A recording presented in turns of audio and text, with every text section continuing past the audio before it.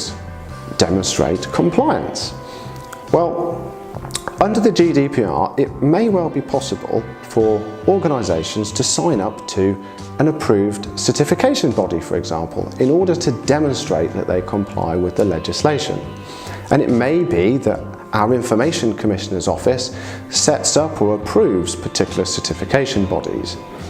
But it's early days at the moment, and it will still mean that a retailer has to show that they do comply in practice, and not just having a raft of information and a bank of training certificates.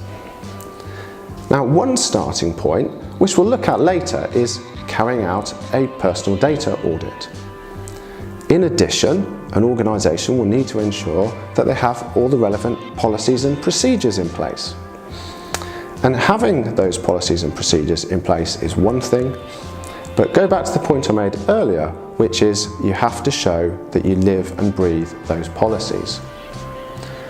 Some retailers will already have someone called a data protection officer, or at least someone who oversees this data protection role and the introduction of the GDPR's requirements into an organisation.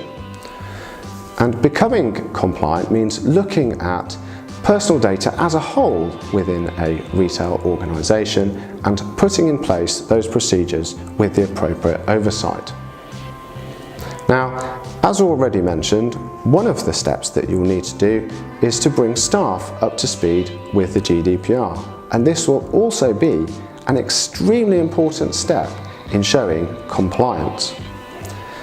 Retailers will also need to justify how they use personal data across their business activities, so that if the Information Commissioner comes knocking on the door, they can show without too much difficulty, this is what we've been doing to become compliant.